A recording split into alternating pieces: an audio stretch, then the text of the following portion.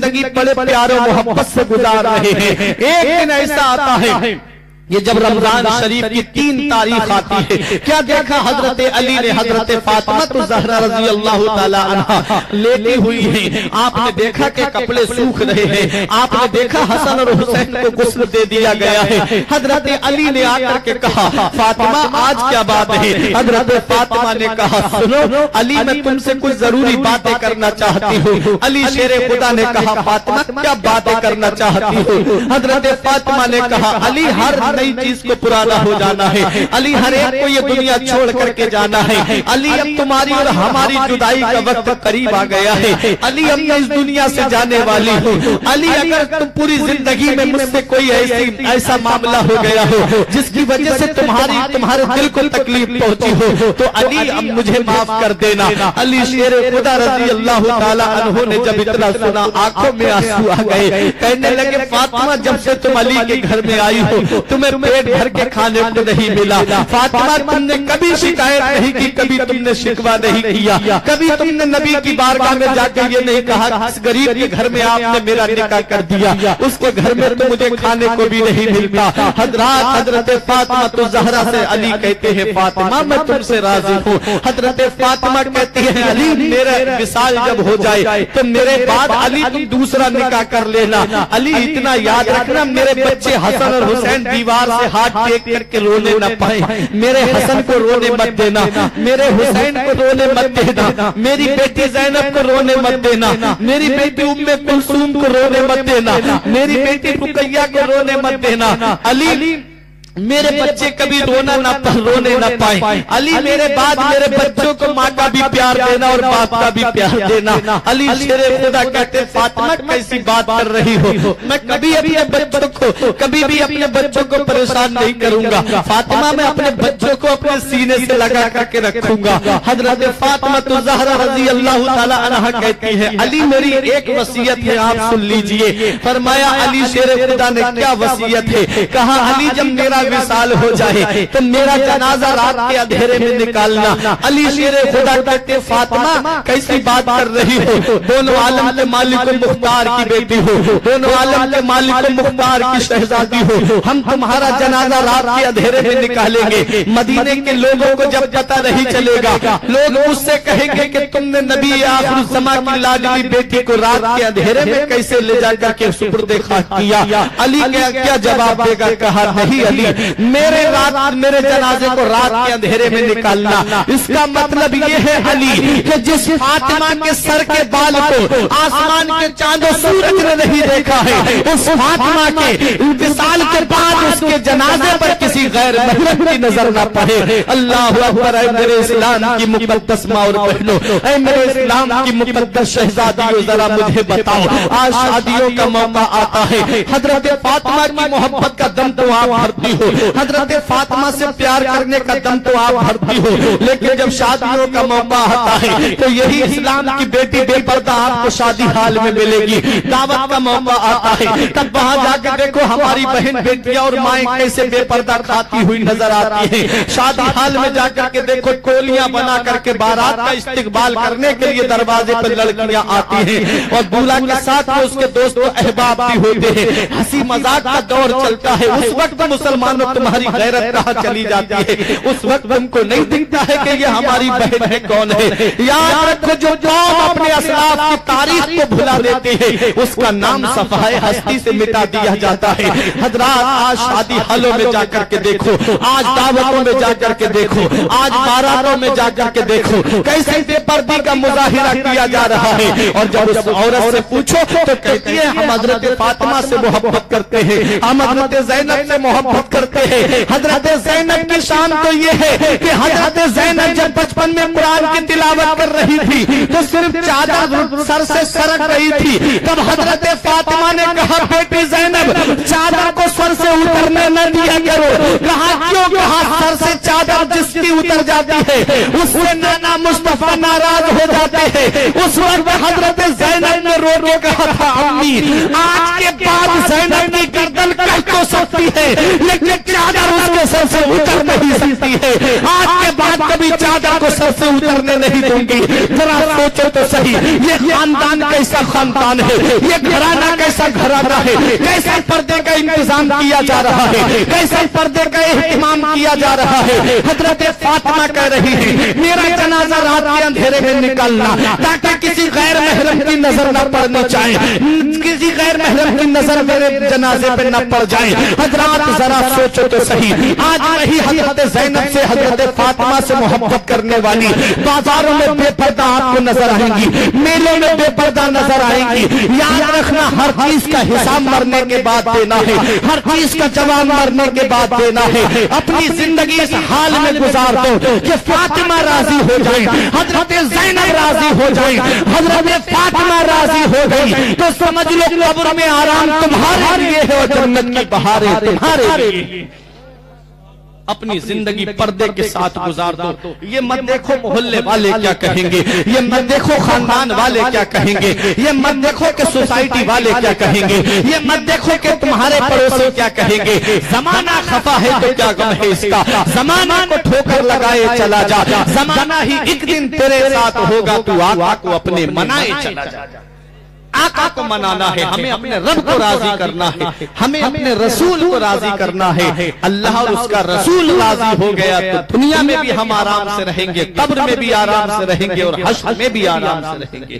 یہ ہے ہماری زندگی کا اصل مقصد. حضرت فاطمہ الزہرا رضی اللہ تعالی عنہا کے جب وصال کا وقت قریب آیا, کہا میرا جنازہ رات کے اندھیرے میں نکالنا. حضرت فاطمہ کا وصال ہو گیا. حضرت علی شیر خدا نے حضرت فاطمہ الزہرا رضی اللہ تعالی عنہ کے تجہیز و تدفین کا انتظام کیا, اور اس کے بعد جب جنازہ اٹھانے کا نمبر آیا تو 3 لوگ تھے, چوتھے کی ضرورت پڑ رہی تھی. کسی نے دروازہ کھٹکھٹایا, جب دروازہ کھٹکھٹایا تو حضرت علی نے دروازہ کھولا تو ایک صحابی حضرت ابو ذر غفاری تھے. ابو ذر غفاری صحابی رسول سے علی شیر خدا نے کہا آپ اتنی رات میں دروازے پہ کیسے؟ کہا میں سو رہا تھا, میرے خواب میں اللہ کے رسول تشریف لائے, ارشاد فرمایا علی کے دروازے پہ جاؤ, علی کو تمہاری ضرورت ہے. ایک کاندھے کی ضرورت پڑ رہی تھی, ابو ذر غفاری نے کاندھا دیا, جنت البقیع شریف میں لے کر کے پہنچے. اور جب قبر کے اندر حضرت فاطمہ کو اتارا جا رہا تھا, اس وقت ابو ذر غفاری نے ایک جملہ کہا تھا, اے قبر تجھے پتا ہے تیرے اندر کون تشریف لا رہا ہے, اے قبر تجھے پتا ہے تیرے اندر کون تشریف لا رہی ہے. دونوں عالم کے مالک و مختار کی شہزادی ہے, وہ فاطمہ تشریف لا رہی ہیں جن کے بارے میں نبی نے فرمایا فاطمہ میرے جگر کا ٹکڑا ہے. وہ فاطمہ تشریف لا رہی ہیں جن کے بارے میں نبی نے فرمایا جس نے میری بیٹی فاطمہ کو ناراض کیا اس نے مجھ کو ناراض کیا, اور جس نے مجھ کو ناراض کیا اس نے اللہ کو ناراض کیا.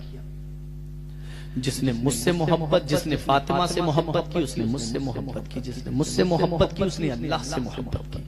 نبی نے فرمایا کہ جو چاہتا ہے کہ نبی اس سے راضی ہو جائیں وہ حسن اور حسین کو راضی کر لے, اور جو چاہتا ہے حسن اور حسین راضی ہو جائیں وہ میری بیٹی فاطمہ کو راضی کر لے. حضرت فاطمہ کی شان. ابو ذر غفاری نے کہا قبر تجھے پتا ہے تیرے اندر کون تشریف لا رہا ہے؟ قبر کے اندر سے آواز آئی, جواب ملا, اے ابو ذر غفاری آنے والے کا حسب و نسب مت بتاؤ, آنے والے کا مجھے شجرہ مت بتاؤ, مجھے یہ بتاؤ کہ میرے اندر آنے والا کیا لے کر کے آ رہا ہے. وہ تو دونوں عالم کے مالک و مختار کی بیٹی ہیں, ان کی کیا شان ہوگی, وہ تو جنتی عورتوں کی سردار ہے. وہ حضرت فاطمہ جو خود جنتی اور جنتی عورتوں کی سردار. یہ جملہ قبر کا ہمارے لیے تھا, یہ جملہ قبر کا ہم گناہگاروں کے لیے تھا کہ قبر کے اندر جانا ہے ہم کو, ایک دن قبر کے اندر جانا ہے. قبر ہم کو دبائے گی, ایسی دبائے گی, ادھر کی پسلی ادھر, ادھر کی پسلی ادھر, اس طرح سے قبر دباتی ہے.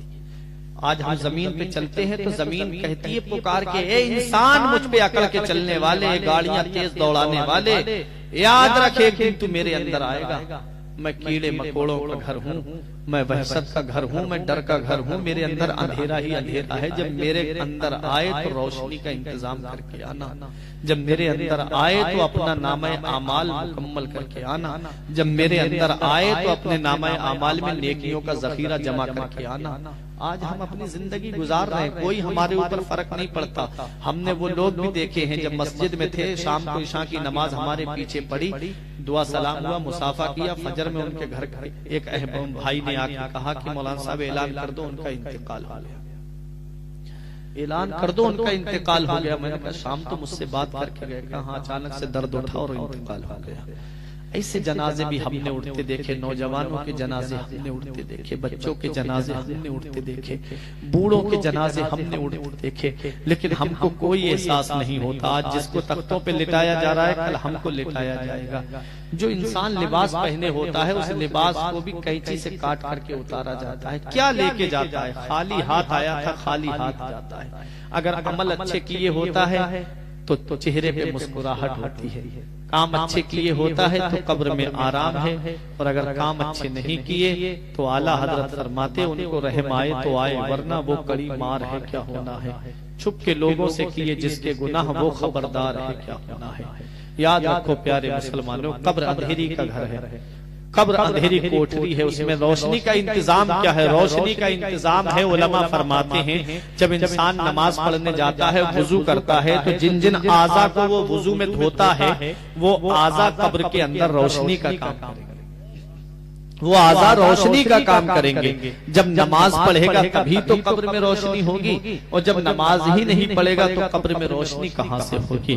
یاد رکھنا پیارے مسلمانوں، جو انسان نماز نہیں پڑھتا ہے، اللہ قبر کے اندر ایک سانپ پیدا کرتا ہے۔ اس سانپ کے بارے میں حدیث میں آیا ہے، صرف پھونکار زمین پہ مار دے، اپنی صرف پھونکار مار دے تو قیامت تک کبھی بھی سبزہ نہیں اگے گا۔ جو سبزی کھا رہے ہیں نا، جو اناج اگ رہا ہے، دھان، گیہوں، سرسوں کا، کچھ بھی نہیں اگے گا۔ حدیث میں ہے کہ صرف پھونکار مار دے زمین کے اوپر تو زمین کے اوپر قیامت تک سبزہ نہیں اگے گا، سبزہ اگے گا ہی۔ وہ سانپ بے نمازی کے جسم میں لپیٹا لگا کر کے اپنا فن، اپنا منہ انسان کے منہ کے سامنے کر کے کہے گا فجر پڑی ہے؟ اگر فجر پڑی ہے تو ظہر تک چھوڑ دے گا، اور ظہر میں پوچھے گا ظہر پڑی ہے؟ تو اگر ظہر نہیں پڑی ہے تو ظہر سے لے کے عصر تک ڈستا رہے گا۔ موت تو آنی نہیں ہے، موت تو آ گئی، موت کا مزہ تو چکھ لیا، اب وہاں تکلیفیں برداشت کرنی ہے، تکلیفیں جھیلنی ہے۔ اگر نماز ظہر نہیں پڑی ہے تو ظہر سے عصر تک ڈستا رہے گا، عصر پڑی ہے تو چھوڑ دے گا مغرب تک، اور اگر عصر بھی نہیں پڑی ہے تو مغرب تک، مغرب نہیں پڑی مغرب سے عشاء تک، اور عشاء نہیں پڑی ہے تو فجر تک، سب سے لمبا ٹائم فجر تک ڈستا رہے گا۔ آج دنیا میں تم ہوٹلوں میں بیٹھ کے اپنا ٹائم تو برباد کر لیتے ہو، ایک دوسرے سے ادھر ادھر کی باتیں کرنے میں تو ٹائم برباد کر لیتے ہو، نماز نہیں پڑھتے ہو۔ مؤذن پکار پکار کے کہہ رہا ہے حی علی الصلاۃ، آؤ نماز کی طرف، حی علی الفلاح، آؤ کامیابی کی طرف، اور آج ہم اپنے بستروں پہ آرام سے پڑے ہیں، ہوٹلوں میں آرام سے بیٹھے ہیں۔ یاد رکھنا ہر چیز کا حساب ہمیں دینا ہے۔ اللہ نے دنیا میں ہمیں پیدا کیا ہے تو صرف عبادت کے لیے پیدا کیا ہے، وما خلقت الجن والانس الا لیعبدون، ہم نے جن اور انسانوں کو صرف اپنی عبادت کے لیے پیدا کیا ہے۔ تو نبی کے بتائے راستے پہ چلو، لقد کان لکم فی رسول اللہ اسوۃ حسنہ، تحقیق کے رسول کی زندگی تمہارے لیے بہترین نمونہ عمل ہے۔ بس میں یہی کہوں گا، پروردگار عالم کی بارگاہ میں یہی دعا ہے، میرے کچھ عرض کرنے میں سبقت لسانی کی وجہ سے یا بتقاضۂ بشریت کی غلطی ہو گئی، مولا مجھے معاف فرمائے۔ استغفر اللہ ربی من کل ذنب واتوب الیہ۔ کلمہ طیب پڑھیں، لا الہ الا اللہ محمد رسول اللہ صلی اللہ علیہ وسلم۔ یہ پیغام لے جائیے، زندگی سواریے، دل شاد کیجئے، لمحات زندگی کے نہ برباد کیجئے۔ جب مقصد حیات عبادت خدا کی ہے، پڑھیے نماز، مسجدیں آباد کیجئے۔ سبھی کے سامنے ایک دن ضرور آتا ہے، یہ حسن فانی ہے لیکن غرور آتا ہے۔ کسی کریم سے پاؤڈر سے کچھ نہیں ہوتا، نماز پڑھنے سے چہرے پہ نور آتا ہے، نماز پڑھنے سے چہرے پہ نور آتا ہے۔ جسم فانی ہے، سجانے کی ضرورت کیا ہے؟ حسن دنیا کو دکھانے کی ضرورت کیا ہے؟ ایسے اعمال کرو کہ روح سے خوشبو آئے، عطر کپڑوں پہ لگانے کی ضرورت کیا ہے؟ صحیح کلی زندگی بڑے پیاروں محبت سے گزار رہے ہیں، ایک دن ایسا آتا ہے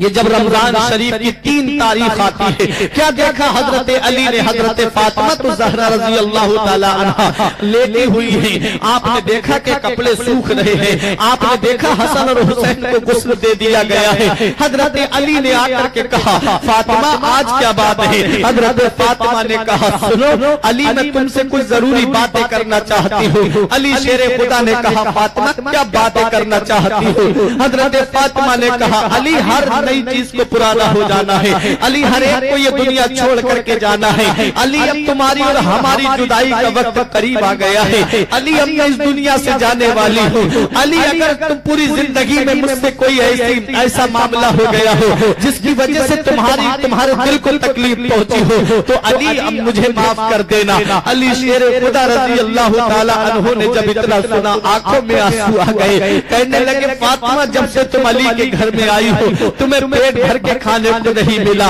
فاطمہ تم نے کبھی شکایت نہیں کی، کبھی تم نے شکوہ نہیں کیا، کبھی تم نے نبی کی بارگاہ میں جا کے یہ نہیں کہا اس غریب کے گھر میں آپ نے میرا نکاح کر دیا، اس کے گھر میں تو مجھے کھانے کو بھی نہیں ملتا۔ حضرت فاطمہ زہرا سے علی کہتے ہیں فاطمہ میں تم سے راضی ہوں۔ حضرت فاطمہ کہتی ہے علی میرا وصال جب ہو جائے تو میرے بعد علی تم دوسرا نکاح کر لینا، علی اتنا یاد رکھنا میرے بچے حسن اور حسین دیوار سے ہاتھ ٹیک کر کے رونے نہ پائیں، میرے حسن کو رونے مت دینا، میرے حسین کو رونے مت دینا، میری بیٹی زینب کو رونے مت دینا، میری بیٹی ام کلثوم کو رونے مت دینا، میری بیٹی رقیہ کو رونے مت دینا، علی میرے بچے کبھی رونے نہ پائیں، علی میرے بعد میرے بچوں کو ماں کا بھی پیار دینا اور باپ کا بھی پیار دینا۔ علی شیر خدا کہتے فاطمہ کیسی بات کر رہی ہو، میں کبھی بھی اپنے بچوں کو پریشان نہیں کروں گا، فاطمہ میں اپنے بچوں کو اپنے سینے سے لگا کر کے رکھوں گا۔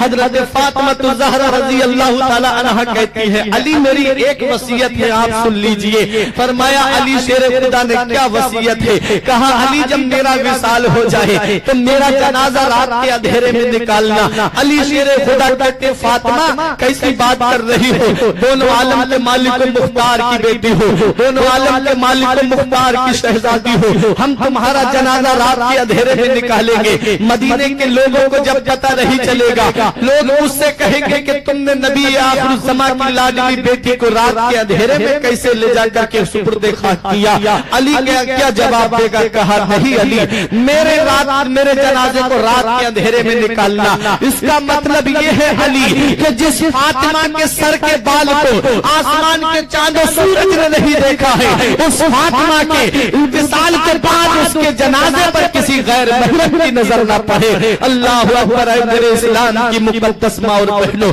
اے میرے اسلام کی مقدس شہزادیوں، ذرا مجھے بتاؤ آج شادیوں کا موقع آتا ہے، حضرت فاطمہ کی محبت کا دم تو آپ بھرتی ہو، حضرت فاطمہ سے پیار کرنے کا دم تو آپ بھرتی ہو، لیکن جب شادیوں کا موقع آتا ہے تو یہی اسلام کی بیٹی بے پردہ آپ کو شادی حال میں ملے گی، دعوت کا موقع آتا ہے تب وہاں جا کر دیکھو ہماری بہن بیٹیاں اور مائیں کیسے بے پردہ کھاتی ہوئی نظر آتی ہیں، شادی حال میں جا کر کے دیکھو ٹولیاں بنا کر کے بارات کا استقبال کرنے کے لیے دروازے پر لڑکیاں آتی ہیں اور دولہا کے ساتھ اس کے دوست و احباب بھی ہوتے ہیں، ہنسی مذاق کا دور چلتا ہے، اس وقت مسلمانوں تمہاری غیرت کہاں چلی جاتی ہے، اس وقت تم کو نہیں دکھتا ہے کہ یہ ہماری بہن ہے کون ہے۔ یاد رکھو جو قوم اپنے اسلاف کی تاریخ کو بھلا دیتی ہے اس کا نام صفحہ ہستی سے مٹا دیا جاتا ہے۔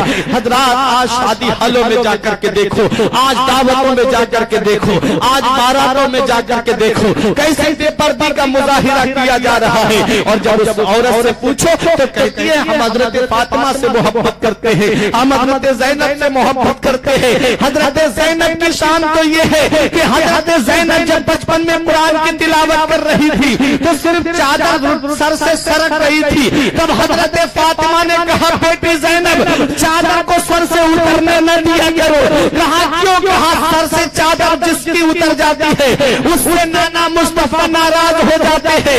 اس وقت حضرت زینب نے رو رو کہا تھا امی آج کے بعد زینب کی گردن کل کو تو سکتی ہے لیکن چادر اس کے سر سے اتر نہیں سکتی ہے. آج کے بعد کبھی چادر کو سر سے اترنے نہیں دوں گی. ذرا سوچو تو صحیح, یہ خاندان کیسا خاندان ہے, یہ گھرانہ کیسا گھرانہ ہے, کیسے پردے کا انتظام کیا جا رہا ہے, کیسے پردے کا اہتمام کیا جا رہا ہے. حضرت فاطمہ کہہ رہی ہے میرا جنازہ رات کے اندھیرے میں نکالنا تاکہ کسی غیر محرم کی نظر نہ پڑنی چاہیے, کسی غیر محرم کی نظر میرے جنازے پہ نہ پڑ جائے. حضرات ذرا سوچو تو صحیح, آج وہی حضرت زینب سے حضرت فاطمہ سے محبت کرنے والی بازاروں میں بے پردہ آپ کو نظر آئیں گی, میلوں میں بے پردہ نظر آئیں گی.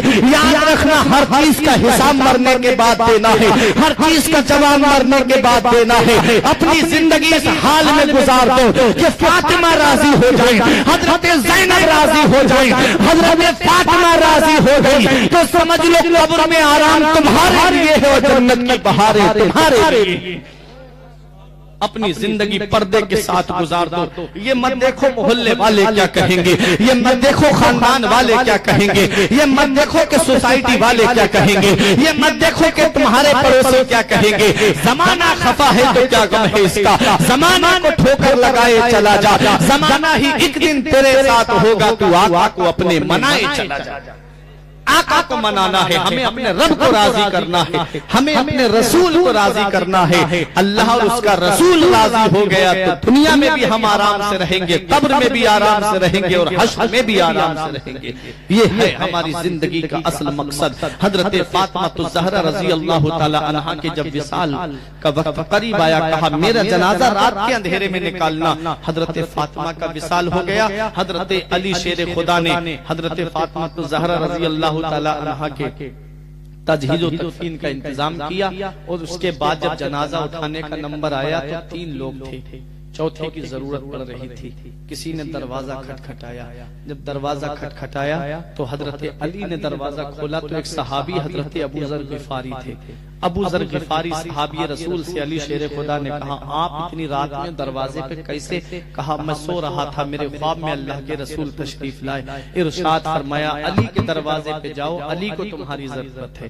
ایک کاندھے کی ضرورت پڑ رہی تھی, ابو ذر غفاری نے کاندھا دیا, جنت البقیع شریف میں لے کر کے پہنچے. اور جب قبر کے اندر حضرت فاطمہ کو اتارا جا رہا تھا, اس وقت ابو ذر غفاری نے ایک جملہ کہا تھا, اے قبر تجھے پتا ہے تیرے اندر کون تشریف لا رہا ہے, اے قبر تجھے پتا ہے تیرے اندر کون تشریف لا رہی ہے.